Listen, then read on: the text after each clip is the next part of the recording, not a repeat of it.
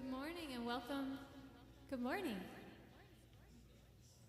Good morning. There we go. Good morning and welcome to Watershed.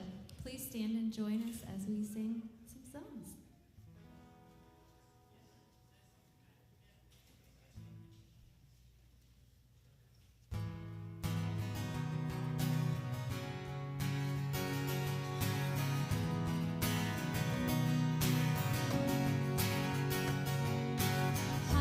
Never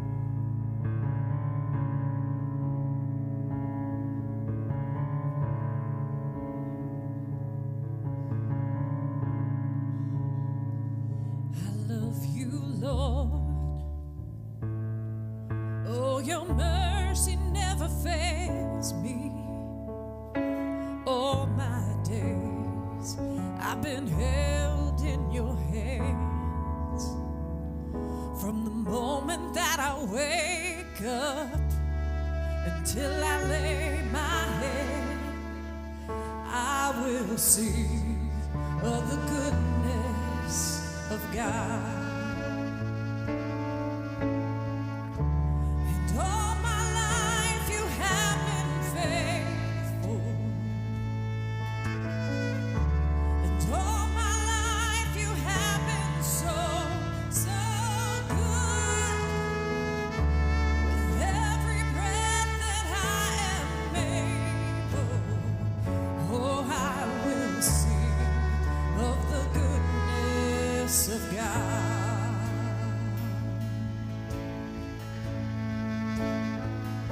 I love your voice.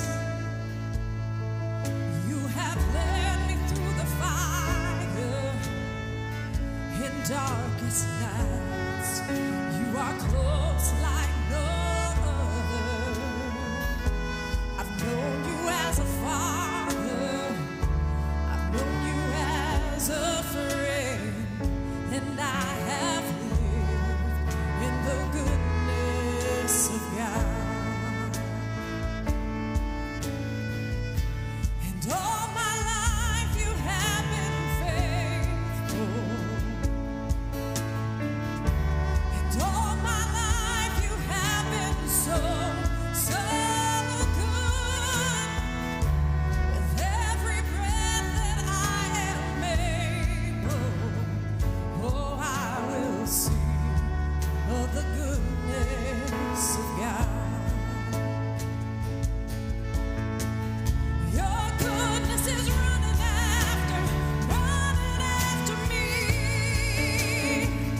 Your goodness is running after me. With my life laid down, I surrender now. I give you everything. Oh, your goodness is running after me. Your goodness is running after me. Your goodness is running after me. With my life laid down, I surrender now.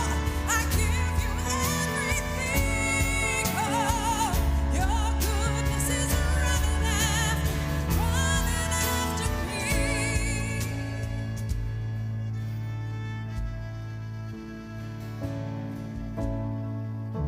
And all my life you have been faithful. All my life you have been so, so good. With every breath that I am able, oh, I will sing of the goodness of God.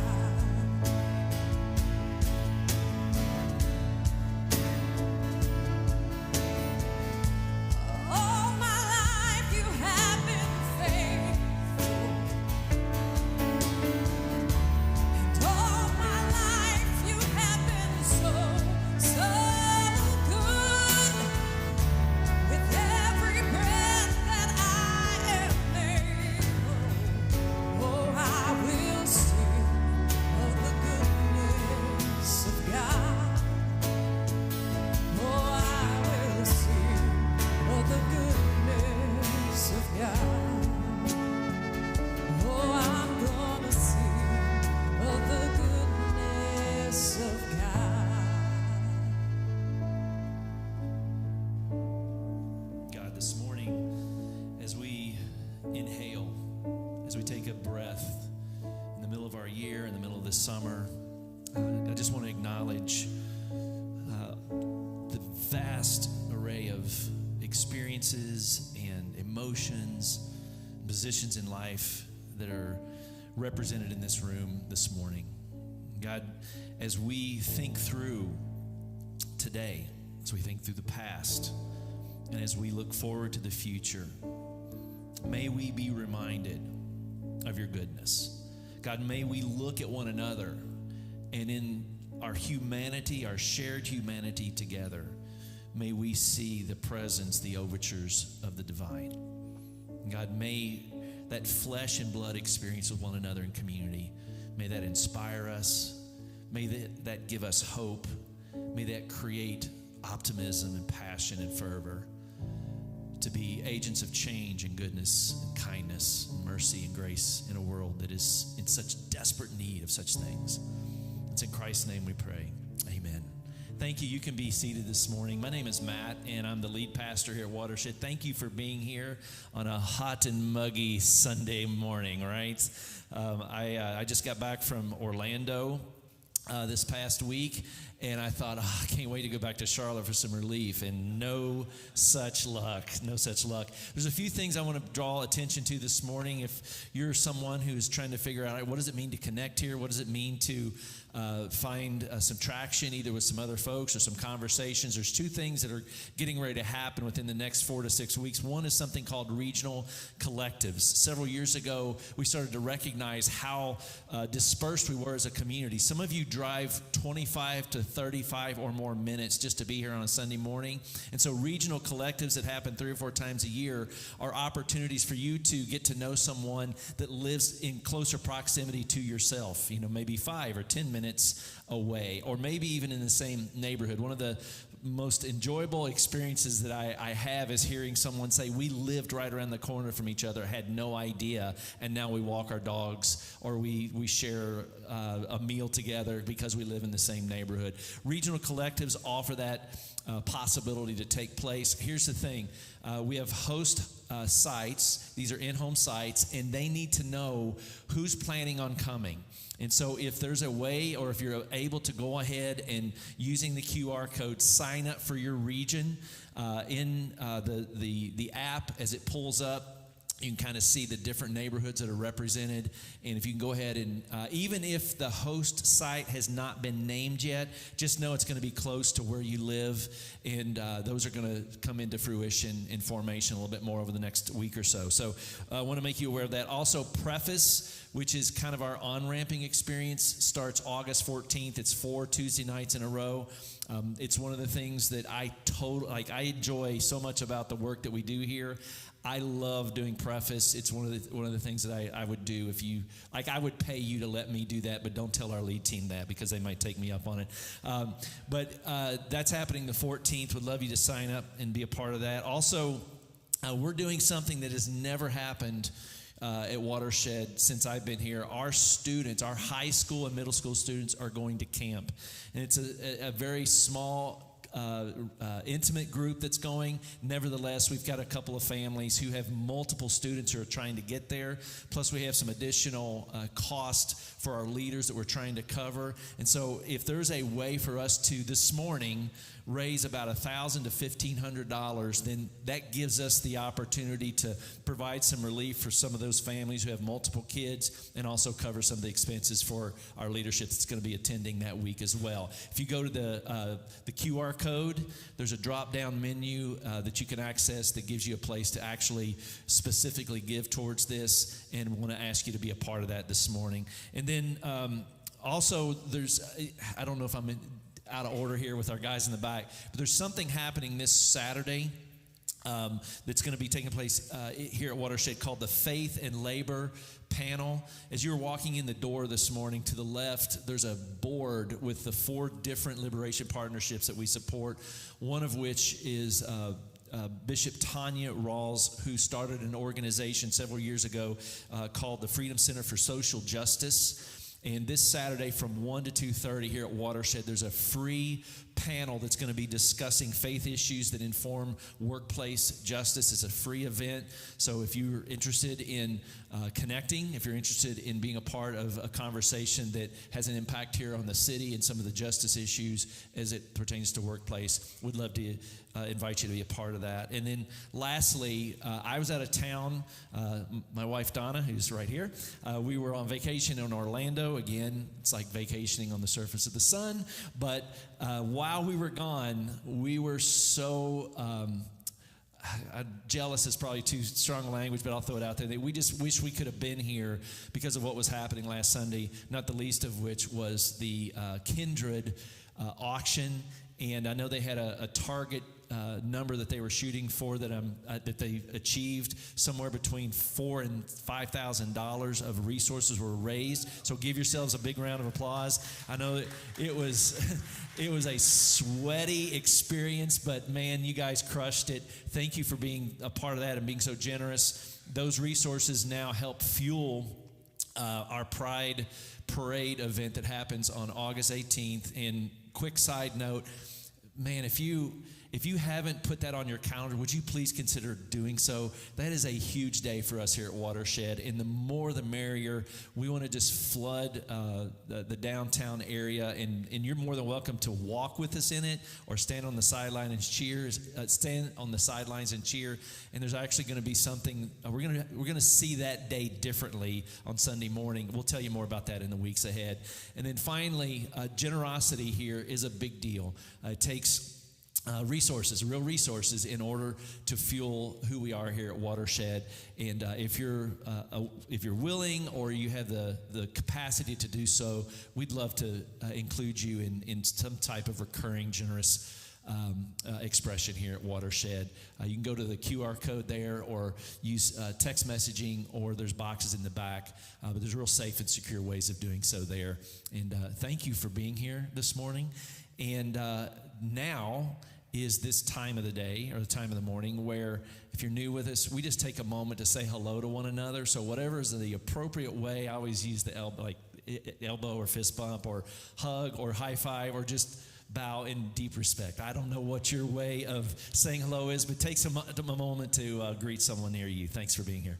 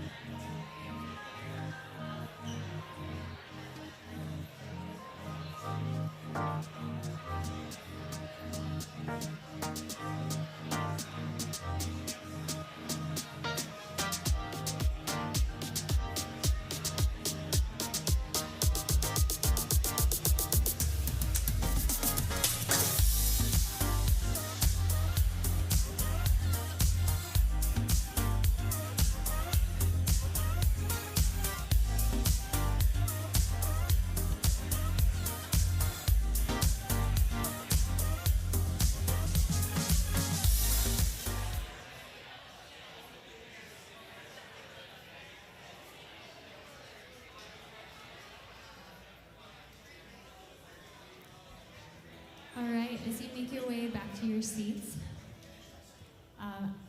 So I think one of the most important aspects of faith is having the ability to question and to doubt things. And the beautiful thing about exploring your faith within a community setting like this is that when you are having those moments of doubt, we can carry each other through them. So we're going to sing this song over you.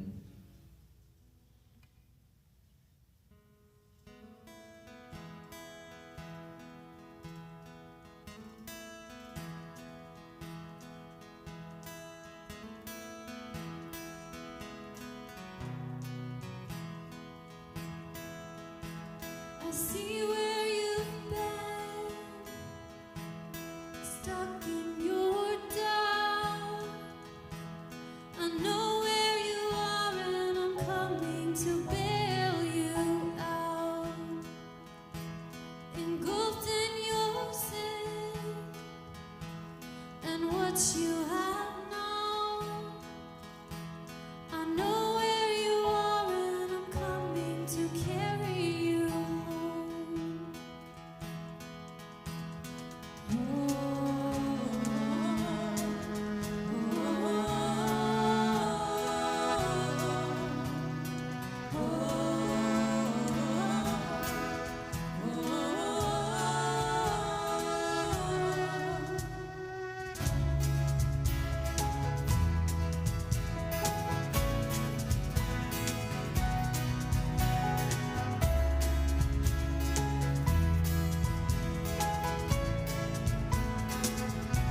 In comfort I hold, unstable at most, leading to choices I knew I would later disown.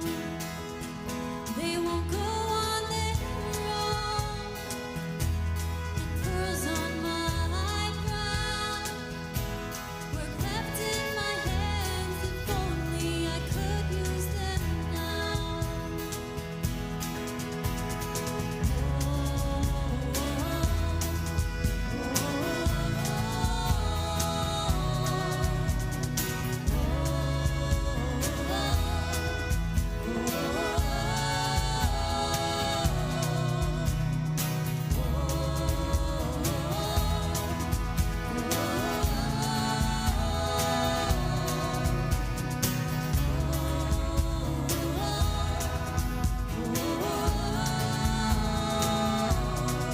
All of the troubles that you push aside now are no longer your stories to tell.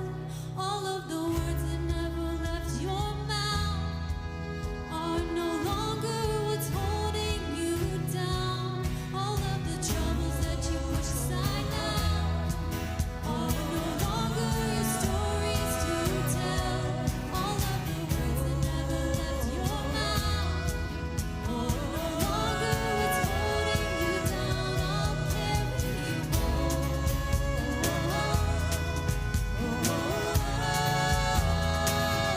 I'll carry you home.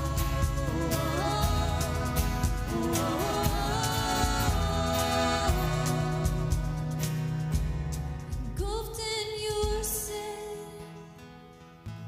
and what you have known.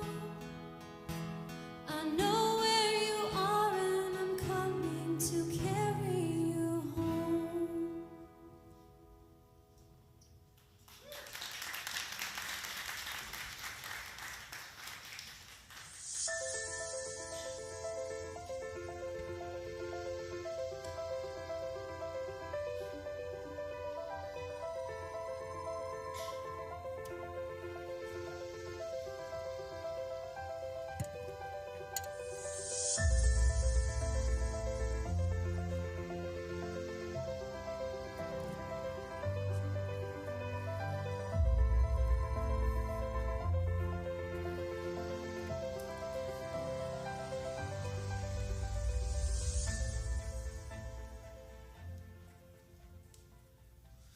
Hello.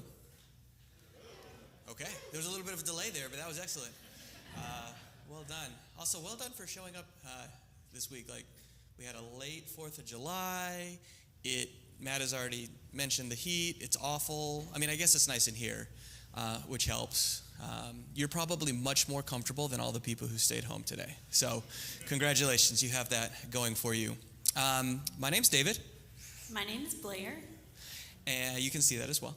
And this is week 2 of a series that we kicked off last week called Patterns of Recognition. Yes, that is a play on words. And the purpose of this series is to explore... Nerd alert. Sorry. That's going to happen a lot this morning. I'm also delayed this morning, in case anybody wants to know. That's why I brought my coffee on stage. The purpose of this series is to explore tradition, ritual, practice, things that we do both in our explicitly spiritual lives and in the parts of our lives that actually are spiritual, but we don't necessarily think of them as spiritual. You're going to hear about that a little bit more next week. But to just sort of inquire and ask the question, what does it mean in a place like Watershed, a place that is sort of weaving in and out of kind of the faith of many of our faith of origin and sort of the possibility of kind of where faith and spirituality could take us in the future. What does it look like to have something like a tradition or a practice in that space? And so we're going to just kind of pick that conversation up this morning with you. Yeah. Excellent. Before we dive in, though, Blair and I wanted to give a little bit of context. So if you were here, I don't know, 2 or 3 weeks ago, you would have seen a version of this slide. And this slide was my attempt of sort of orienting Watershed in the broad, deep, wide, whatever sort of expansive imagery or language you want to use, Christian tradition. And where does Watershed sort of fit in? And even this was sort of building off of a conversation actually that Blair and I had last time we were sharing the stage together back on Mother's Day about Watershed's sort of vision for what is, for lack of a better term, what does success look like here? And we introduced this metaphor of sharing the road, and we kind of talked about different ways that folks in the room, yourselves included, perhaps identify spiritually, how you relate to the label or identity of Christian or don't relate to it perhaps. And we just spent a lot of time trying to give language and vocabulary and imagery to these things. And in many ways, that's sort of like the continuation of kind of an ongoing project that we've had. Oftentimes showing up at a place like Watershed can be jarring. Many of you are leaving an expression of faith that just doesn't work for you anymore. You've seen things you can't unsee. You've experienced things you can't unexperience. And so you can't stay, but you're not necessarily sure what you're walking into, both broadly speaking, but then specifically when it comes to this community. And so we've been sort of undergoing a unofficial, but definitely intentional mission quest thing to... That's a good way to put it. Yeah. Mission quest. Thing. I feel like that could be on your bingo card if you're on stage, using the word quest. Could be a David bingo card. Yahtzee. So anyway, but we've been trying to develop language, categories, vocabulary, ways in which we as a community can, not in sort of like an insular, inaccessible way, but in a very accessible way, almost kind of like, does anyone ever still go to a mall? I haven't been to a mall in a while, but there's like a kiosk, like right when you come in, and it's like, you are here. We're trying to create, the you are here. What if I told you that's not there anymore? I'm just kidding. Oh. It is. I wouldn't know. But yeah. Convinced you. That's what we're kind of doing. So just to recap real quick, we a few weeks ago kind of oriented ourselves, or identified our community, at least aspirationally, like what we're trying to do or create falls in this, what we're calling post-evangelical space. And so that's represented by that blue line that in my poorly designed graphic you can kind of see kind of going, kind of from left to right on that picture. But inevitably there's going to be these other streams circling around it. You have the kind of maroon, reddish, brownish colored one that we kind of defined as ex-evangelicalism. Those are the folks for whom your experience in the evangelical stream of Christianity or faith was left you in a place where you kind of want to just burn the whole thing down. And that makes sense. And then you might have someone who more identifies in more of a progressive evangelical space where you maybe had a good experience or a good enough experience. You want to retain a lot of that, but you want it to be more inclusive of folks who maybe didn't have a seat at the table before. And then, it says everything else on the bottom. We want to be very mindful of the fact that not all of you came from evangelicalism. That's not where all of you are showing up from. And so there is space for you as well. And all of this is sort of orbiting what we're calling post-evangelicalism, which, to be super clear, isn't a thing yet. It doesn't exist. It's just whatever comes after. And maybe in 20 years, 50 years, 100 years, whether Watershed's still here or not, I hope it is, but there might be new labels or new language for it. It might not be called post-evangelicalism anymore. There might be some other term used to define sort of this stream or this kind of era or epoch in Christianity. But right now, it's just whatever comes next, and it's in its infancy. It's TBD. It's still being developed, and we see ourselves not exclusively speaking into that, but part of a broader conversation in this state, in this country, in this world, sort of experimenting, failing forward, sort of figuring out what does it mean to be a post-evangelical community and all that entails. Yeah, there's a communal space that this is happening. A big picture corporate would be another word we could use, not the same corporate, but corporate together. Where this is happening, we've talked about it before. Phyllis Tickle says that every 500 years the church has a rummage sale and gets rid of things that they don't believe anymore, and then they make space for new things. And so we're at that point right now. Like, what a great time to be alive, right? I mean that sarcastically and not. And then individually, I think there's also a conversation there. I said this morning to you. I was like, I forgot about James Fowler's 5 stages of spiritual development. And these 5 stages, it said that nobody usually even gets past the 4th stage. And so I see Watershed as a place where we are people who have moved to the 5th stage, which is the stage of really figuring out and questioning and also including other faith practices and traditions and beliefs in that. Yes, we have a sister church, a very like-minded church up in New York, and their motto, slogan, mission statement is ushering in the next 500 years of Christianity, which sounds really cool. If I had thought of that first, that might be our mission statement, but alas, they beat us to it. Also, it's a little ambitious. Sounds like a lot of work. Yeah. I'm not going to lie. Good luck to them. We're with you in spirit. We're trying to figure out what the next 5 years of Watershed looks like. And really, broadly speaking, this conversation fits into, there's like at least three lanes. We call them our pathways: liberation, transformation, reclamation. Reclamation, that last one, this is a little bit more what we were talking about on Mother's Day, kind of in our Nevertheless campaign update. That's more related to belief, doctrine, content, the substance of the what. Liberation, the justice angle, there's a whole separate conversation that we'll have later this summer, a whole series that we're doing. It's going to be called Outcome. It's coming up in a few months, but there's a diversity and a spectrum of conversation on the intersection of spirituality and justice that we want to lead into. Liturgy, practice, ritual, things like that. This series kind of fits into that transformation lane, and I don't want to pigeonhole any of these into like it's only this and nothing.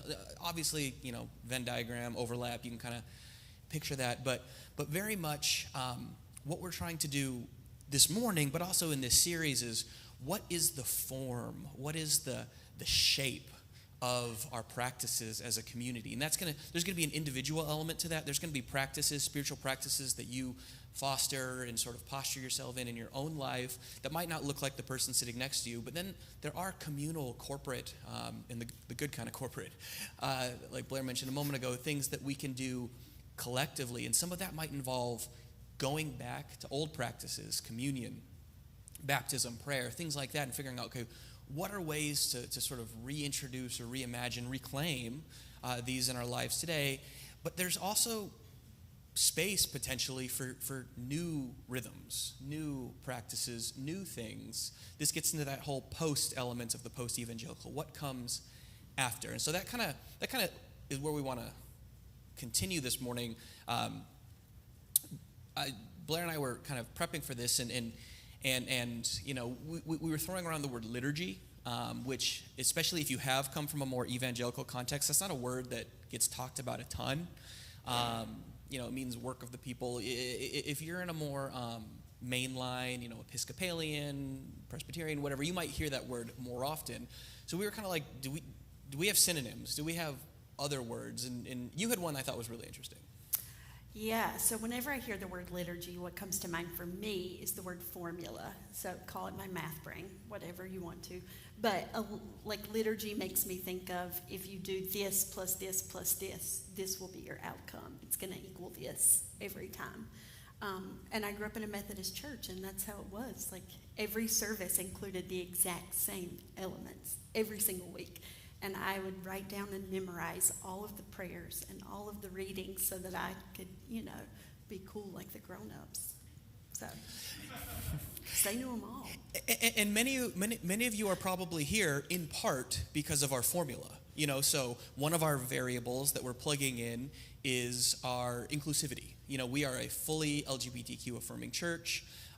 We have a long way to go in anything related to justice and inclusivity. We're always going to have blind spots, but you know, we're combining that posture of affirmation and inclusion around intersections of identity and things like that with you know, so that's one variable. Second one might be a certain posture towards faith and tradition, Christianity in particular, and spirituality more broadly.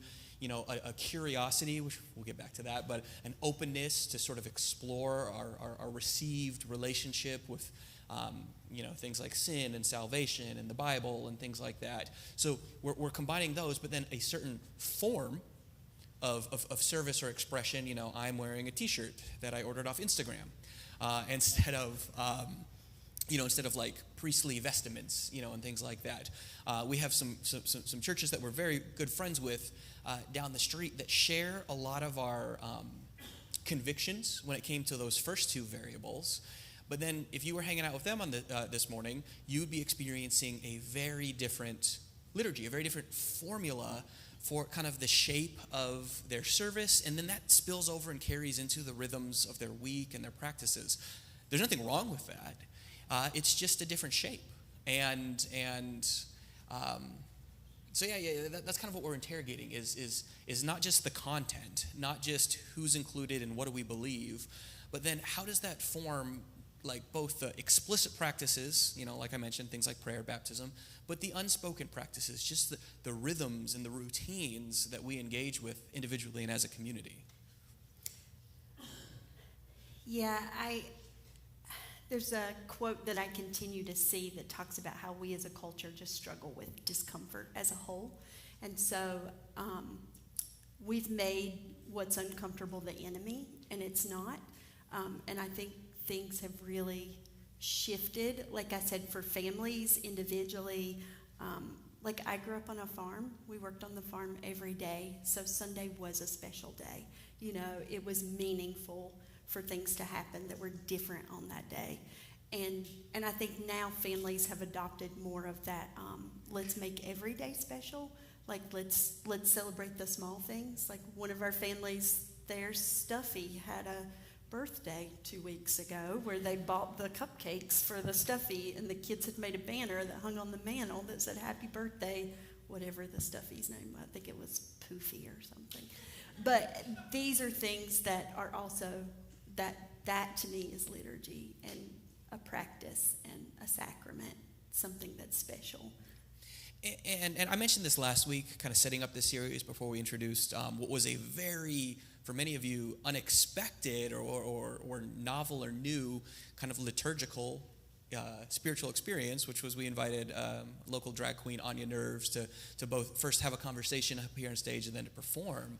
And one of the things I was naming was the fact that historically liturgy sort of or practice or ritual, all of these formal elements, they kind of form a kind of this contradictory or paradoxical relationship. On the one hand, they can be really grounding, really familiar. Most of you who grew up, whether it's in a more evangelical, kind of non-denominational context, or something a little bit more formal or traditional, Episcopalian, Methodist, Baptist, what have you, there are probably elements of that, for at least some of you, that are nostalgic. Like, you miss that. Even if there was so much problematic about it that you can kind of see now looking back, there's a nostalgic familiarity that is nice. And so there's a sense in which the form, even if the content changes, the form can be grounding. It can give you an anchor, something to sort of like plant your feet in, kind of dig your toes into. And yet at the same time, sometimes the form is alienating in a good way. You know, I gave the example of Episcopalian liturgy, which at least in certain traditions is intentionally alienating. And the reason it's intentionally alienating is it puts everyone on sort of a level playing field, so to speak. We all, because here's the reality, we all have liturgies. We all have formulas that we engage in unconsciously throughout the week. There are rhythms and things that we do to buffer ourselves against the fact that life is hard at times, and it could be a job thing, it could be a relationship thing, it could be a family dynamic that's exhausting, what have you. And so there are things that we do to sort of make these things tolerable, and we can get so caught up in our routines that sometimes you need something alienating, something that sort of sets you outside of yourself. But if all of us are doing that collectively, then we're sharing this space of openness. It introduces an openness to possibility. And so there's this sort of, paradoxical relationship between the groundingness of practice and ritual, but also this liberating alienation that opens us up to the new and to the possible and things like that. And so that's really what I take away from this idea, that discomfort isn't the enemy. So many of our unconscious, sort of unspoken rituals and liturgies outside of the church space are geared towards making us comfortable. And I don't want to demonize that. That's not a bad thing, because there's a lot of awful things in the world right now, and that's going to kind of transition us into we wanted to take at least a brief moment to look at some biblical examples, some historical examples of kind of practice and ritual and liturgy in both the Old Testament, the Hebrew Bible, and the New Testament kind of more broadly, because there was always something at the backdrop of these things, something that was kind of going on that was informing the relationship that these communities had to tradition and ritual and practice. And that thing was crisis. So, a couple of examples. So, book of Hosea. Many of you have probably not read this book. That's okay. It's kind of a weird book. It is kind of a weird book, yeah. Is this like the one that's about marriage, but not? Yeah. They call her a WHORE. Yeah. We're not gonna get in. I spelled that just in case there are kids in here. So if you're above first grade, sorry if you can spell. But the big picture. So Jesus quotes this passage. You've probably heard it quoted either by Jesus or more in general. This is I desire mercy, not sacrifice. I'm using a little bit more of a literal translation here, but it says, I'd rather for you to be faithful and to know me than to offer sacrifices. And so the prophetic voice, whether it's Hosea's, the author of this, or Jesus when he's quoting it in the New Testament, it's wrestling with the relationship that sometimes we get so caught into the rhythms and the routines of our practices that they no longer serve that alienating, that taking us outside of ourselves purpose that they once did. They actually become a means not of navigating crisis, not of navigating discomfort, but of hiding from it. And so, very similar, this is the famous Micah 6:8 passage. Again, in the translation you've probably heard, it's, do justly, walk humbly. I'm getting that wrong. I'm a terrible pastor. Seek justice. Yeah. Walk humbly. No. Wow. Well, at least we're terrible together. But do justice. Yeah. Fix us. You know it. You know the passage. In this context, it's see that justice is done. Let mercy be your first concern, and humbly obey your God. The whole idea here, and again, the backdrop is crisis. So the people of Israel are living in exile at this time. The northern kingdom prior was destroyed by the Assyrian Empire. The southern kingdom's been essentially destroyed by the Babylonian Empire. Many have been taken into exile to Babylon, and so there's this existential crisis in the people of Israel, and they're wrestling with their relationship to what came before. They're wrestling with, because many of these traditions sort of preserved or sort of held their collective national and ethnic and spiritual identity, and they're kind of missing the forest for the trees, so to speak. And so this is an exhortation from the prophet to remind themselves that the purpose of those practices was always to point to something beyond them. It was always to point to something beyond, and it's in that thing that's beyond that the practice or the ritual is pointing to, that the actual sort of collective solidarity, the collective unity can be found. Same thing's going on in this passage in John, where Jesus is talking to his disciples, and he's saying, I'm giving you a new command. You must love each other. This is during the Last Supper. Just as I have loved you, if you love each other, everyone will know that you are my disciples. So this is, again, Last Supper, backdrop of the Passover meal, which Jesus is not trying to replace, by the way, but he's trying to remind and sort of recontextualize. And, the crisis going on here, kind of double crisis, actually. In the immediate moment, they're about to face the crisis of Jesus' execution, of Jesus' death. Big picture, the book of John was written well after the destruction of Jerusalem by the Romans. And all of Jesus' ministry is set against the backdrop of Roman occupation. And so by the time John was compiled, they're wrestling with not only the loss of Jerusalem and the temple, but at this point, many of the Christian communities were finding themselves in an antagonistic relationship with other sort of factions of Judaism, and oftentimes the synagogues outside of Jerusalem and the broader Roman Empire, they didn't have access to anymore. And so wrestling with that crisis of identity and where do we fit more broadly as a community. And so I think that's important to remember. Liturgy, practice, formula, ritual, it always has this sort of symbiotic relationship where it's orbiting around crisis, and that crisis can be really mundane. It could be sort of the little things that that sometimes we call first world problems. The things that just kind of chip away at us and kind of beat us down, and it could be massive existential things. It's an election year. I think we all know that. There's a genocide going on in Gaza right now. There's other tragedies happening in continental Africa. There's a poverty crisis in our own country. It's really hot outside, and we probably had at least a little bit to do with that.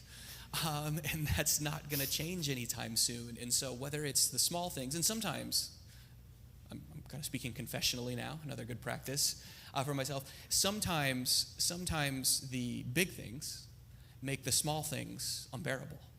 And you sort of yo-yo or sort of ping pong, bounce back and forth between sort of existential despair with the big things and then sort of a paralysis then with the little things, or at least I do. And so this is a live question for me. What does routine, what does ritual, what does practice, liturgy, is there a formula for this time and place, both in history and then kind of broadly speaking within our community? And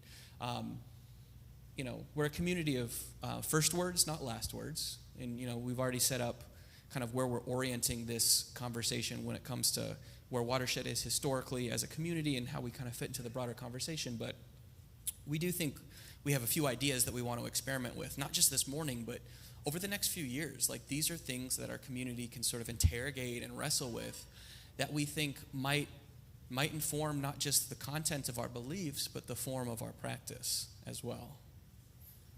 Yeah, it's a different lens that we want all of us to see the world through together. And so it's not necessarily an endpoint or this is the bottom line, this is what you have to believe to be here, but it's how you have to show up to be here.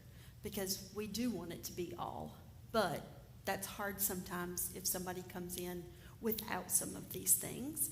And so these are the things to us that really, really are important. And these are the things that we try to teach in Greenhouse. That's the stuff that the faith you don't have to heal from childhood, is teaching some of the dualistic, the contradiction, letting them hold both spaces at the same time. Yeah, and it's not that we don't care. It's not that we don't care what you believe, and it's not that we don't care what you do. We do care about those things. It's not anything goes. But we care more about how you hold the beliefs that you hold. We care more about how you go about practicing the practices that you engage in. And so think of what we're tossing on the screen here, these 4 words. And again, these words might change. A little bit we wanted to do the Baptist thing where we used alliteration and kept with the same starting letter, so 4 C's. Makes it easy to remember. But this could change. This could change a month from now. This could change a year from now. We're sort of doing the thing where you throw everything against the wall to see what sticks. But as we were processing not the what, but the how, like Blair said, the lens through which we sort of filter all of our practices, both formal and informal, we landed on these words, in part because they start with C, well, in part because they reflect some of the values or sort of like guiding principles that we think are important. So you see them up there: communion, curiosity, contradiction, and compost. And there's nothing about the order that I could have read them left to right instead of top to bottom, but or the other way around. But these 4 things, and so we're going to unpack a little bit what we mean by them real quick to kind of close out, and then kind of before we leave, we think we came up with some next steps that we'll get to in a moment. But which one do you want to start with? Communion. Communion. Okay, so Obviously, but this is not wine and bread, so don't get your hopes up. we do have that sometimes, but no. So by communion, we don't just mean the practice or ritual of Eucharist or communion. I will fully own that I'm borrowing this from the theologian and the philosopher Pete Rollins. This isn't like the universal, like end-all, be-all definition of the word communion. But he does this thing that I think is really interesting, where he contrasts a communion from a community. And on some level, we're a community. We're a church community. We commune together. But the way that Pete describes a community, it's something that's gathered around a shared presence. That presence could be identity, which is fine. That presence could be an experience, also fine. More often than not, if you were probably just like looking at all the communities in the world, more often than not, the thing that holds them together isn't any one thing. And one of the prominent things that holds them together is the presence of a common enemy, which is not necessarily what we're trying to go for here. But a communion, by contrast, not a shared presence, but a communion is gathering around a shared absence.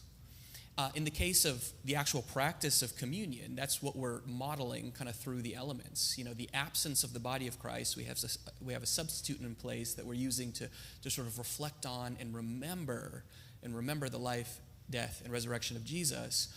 But any communion, more broadly speaking, would be kind of, it's a shared absence or a shared negativity or negation. It might be a shared crisis. It might be kind of a shared sense of, we talked about the way that liturgy and practice and these formulas relate to alienation. And so the one thing that we can all have in common is that all of our lives are a little messy or a lot messy. The one thing that we all have in common is that we always feel like we're missing it. We're striving for something, and it's, and either we're not getting it or worse, we do get it, and we realize it wasn't the thing that was going to actually save us or fulfill us. And so there's this constant sense of something lacking or missing, and rather than see that as a bad thing, rather than see that as something to be defeated or overcome, it's actually the thing that unites us. There's a common humanity in it that is not that's not vulnerable to the sort of in-out, right-wrong, kind of binary, dualistic notions of belonging that so many of us, even with the best of intentions, sort of fall into. And so instead of sort of a communion, instead of imagining sort of a universal belonging, which is really hard to sustain, because the moment someone doesn't fit perfectly with you, you're trying to is this person in? Is this person out?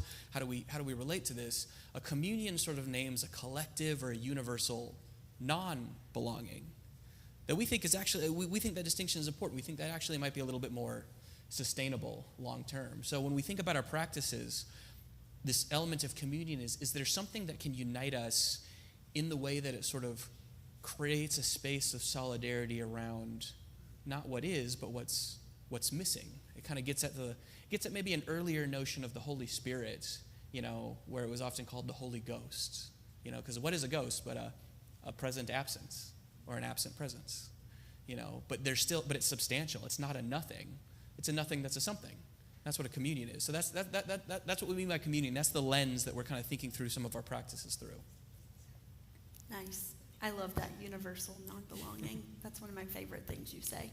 I'll do contradiction. So we've talked about it a little bit, but this forces us to resist the temptation of assigning victory conditions to our world, right? Like there is something about thinking and acting and speaking in a way that reflects a both and. There are multiple things that can be true at the same time. And like I said, this is one of the biggest ways they say you teach kids, is that you teach them that is there, that contradiction is going to exist. And that happens on a daily basis, not just in their spiritual journey, but like they can be a good kid and do something really mean at the same time. They can be a good kid and lie, right?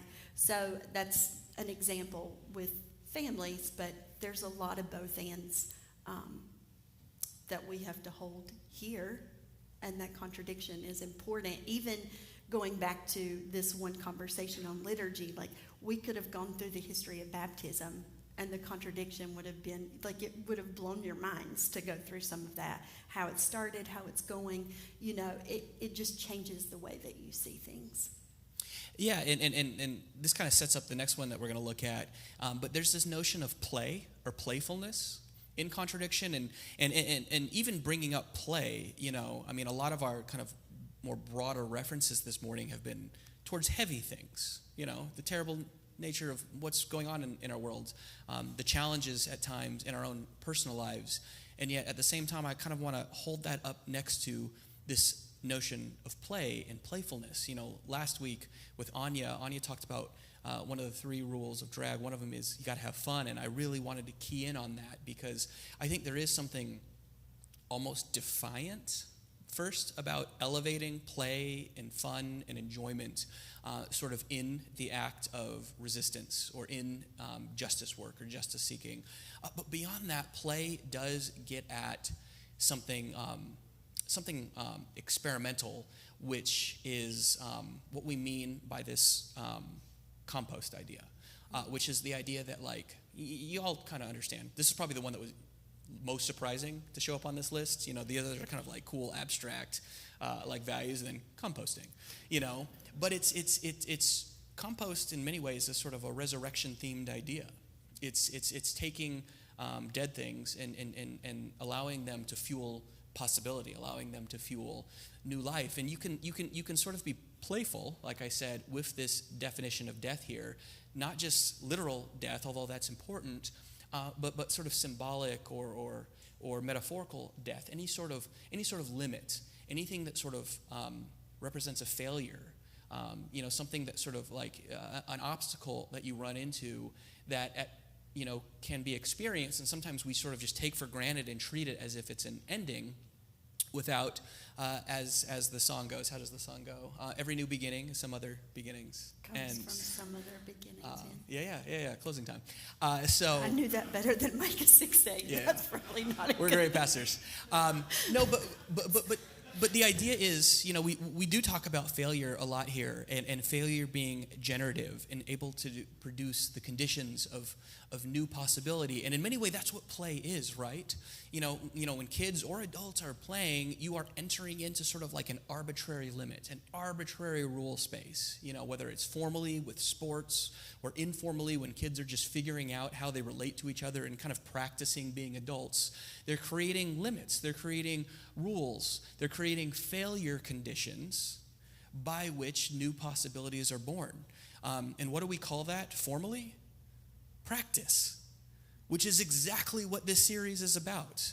And so by definition, any practices that we introduce, whether they're reimagining old ones like baptism and communion or whether they're developing new ones, what we're doing is we're creating conditions of failure or limits that can then produce new possibilities, both individually and collectively, which leads us to, I think, our last one. The fourth C, curiosity. It's one of our favorites here. This is kind of a posture of, I don't know everything. I don't know it all. So it's us opening up ourselves to actually realizing that there's probably more to see there. That sometimes you have to have a faith that maybe doesn't make sense because you can't see everything. I experience this a lot with family, of course. Sometimes it's hard. Like, I have to be intentional about being curious with them. Otherwise, I can get really frustrated sometimes. So that's a big one. And even though we're talking about this one kind of last to close out, we actually think this is the best place to start. You know, some of these other ideas, communion, that's kind of abstract. Some of you are probably really excited about that, and some of you are probably like, I'm going to stick with community. That's a little more straightforward. Compost, contradiction, but curiosity, that's a posture. That's a posture that you can opt into. You can choose to sort of hold or foster a posture of curiosity as you relate to your experiences, including the discomforting experiences. Because the reality is, that doesn't mean you have to affirm them. That doesn't mean you have to avoid setting boundaries when boundaries are helpful. That doesn't mean we're advising you against removing yourself in more of an extreme boundary when something is harmful or oppressive or exploitive in some way. But it does mean that there's an openness. A lot of what we've been talking about this morning is sort of the relationship between sort of failure and limits and kind of what has kind of been before and the possibility of what could be. And curiosity is the lens or the posture that allows us to not miss that possibility, to not miss an opportunity to see more than maybe we were initially conditioned to see. And so unless you have anything else to add, I think that kind of lives us. We wanted to.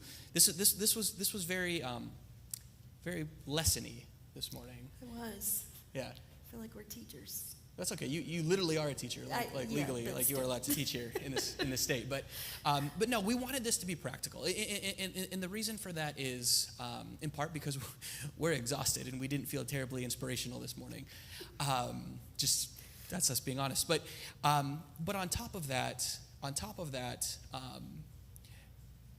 We do think it really is important to have this common language, this common lexicon, vernacular, vocabulary, whatever word you want to use when it comes to who we are. It makes it easier for you to invite people into this space, which we think is important, not in any sort of like save people from hell sort of way, but we really do think that this community is meaningful and benefits from ever greater diversity. Not just on stage, but in the room as well. And so we want there to be an open invitation for you to say, you know what, I like you, this person in my life, I like this community that I'm part of. I think I would like both of those better together. And giving you tools and resources and language in order to have that conversation. But then also as you experience, what does it mean to be here? And what are you, to put it in dangerously consumeristic terms, getting out of this? And so we want that to be clearer as well. And so we kind of came up with two next steps. These are not the only steps. There could be 17 steps. I don't know. It might be different from person to person, but we think at least these two next steps sort of make sense in light of what we talked about this morning. You hit the first one. Step 1, interrogate old and existing practices through this lens. And by this lens, we're referring to the 4 C's that we just talked about. And this kind of goes back to that Fowler's stages of, this would be like the 5th stage of that. And it, like his research says, that usually happens in your mid-30s or middle of life. So you hit this point where you start to ask questions and interrogate things. You take what you were passed down, and then you take the way that you know the world, and do it communally so that you're not doing it in just a bubble by yourself, which goes with some of this, and you don't mind failing And then, dun, da, da, da, you get step 2. So we'll we'll land the plane here. Hint, hint, band. But we really wanted to hold attention. So just to give you some context, when we were thinking through this series, we were kind of going back and forth as a teaching team. So not just Blair and I, but our whole kind of 6-person teaching team. Like, are we trying to sort of rehabilitate or reimagine just old practices like baptism and communion and prayer and things like that? And we're going to continue to hit some of those. Like, the whole last week of this series is going to be all about prayer. Can't wait. As an inside joke for like 6 of you that I said that. But David's favorite thing is prayer, in case everybody.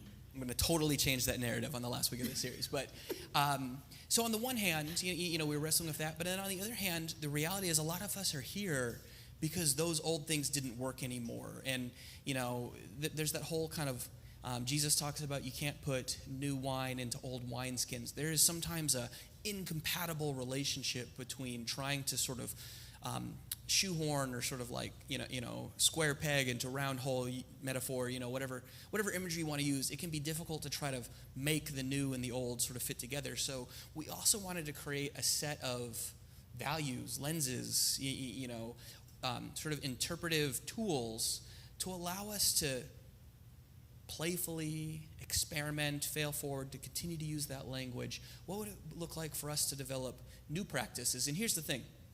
There's a prayer that we often cite here that I love often closing with. And I'm not going to put the whole thing up there, but it's a prayer that was written on behalf of Oscar Romero, who was an important liberation theologian in South and Central America, who was ultimately assassinated because his teachings and his activity was so disruptive to the existing power structures. And this prayer was written in his honor, and it talks about the fact that we are collectively, as communities, we're prophets of a future not our own. We're planting seeds that we won't even necessarily be around to harvest. And what's that? I told you I was going to ask you this. Yeah, we have ancestors and we are ancestors. Yeah, and so we have ancestors and we are ancestors. And so in all of this, we think it is abundantly important that we see ourselves in this continuity. We are in conversation, we are in dialogue in both a literal and metaphorical sense with those who came before us, interrogating the decisions they made, weighing whether or not their beliefs, their practices, their posture towards justice is something that we want to sort of continue or modify or inherit.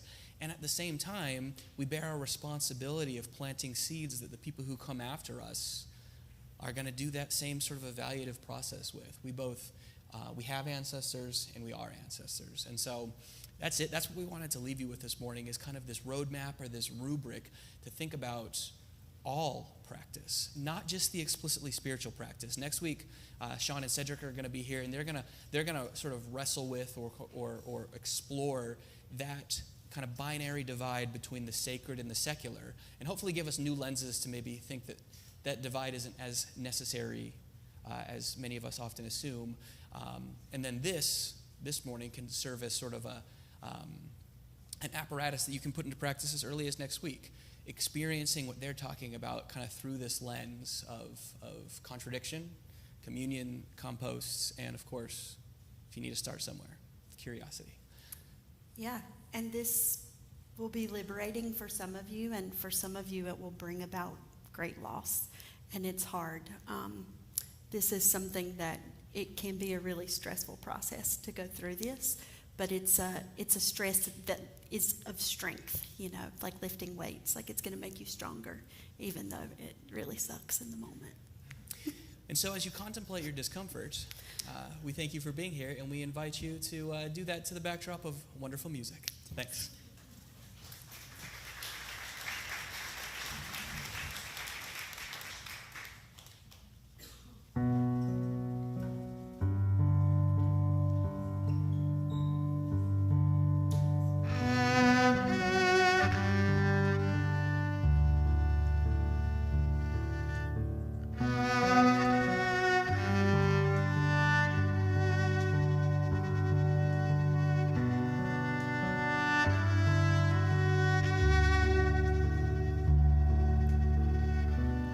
Oh, the vapor of it all. It's a chasing of the wind, the powers of the earth, so pale and thin. We will set our hearts on you again. Will you stand and join us?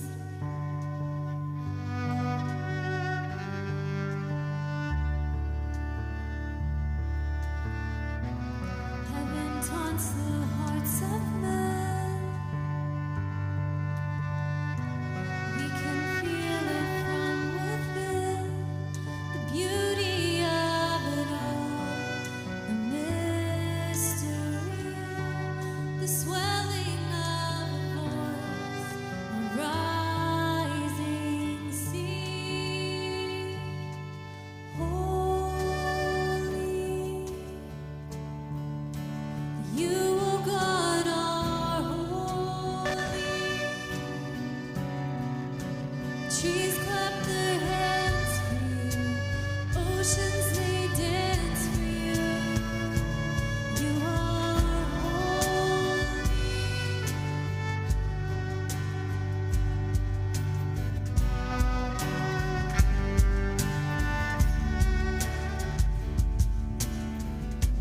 Oh, the mystery of it all.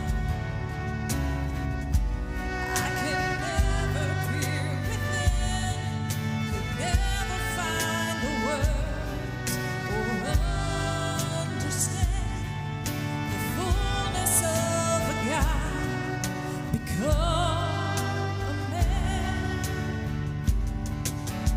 Holy,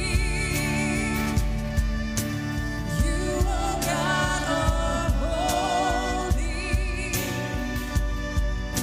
Trees clap their hands for you, oceans they dance for you. You are holy, infinite and holy. A billion suns rise for you, clouds paint the skies for you, mountains stand tall for you, valleys bow down to you, everything rising to sing all our songs for you.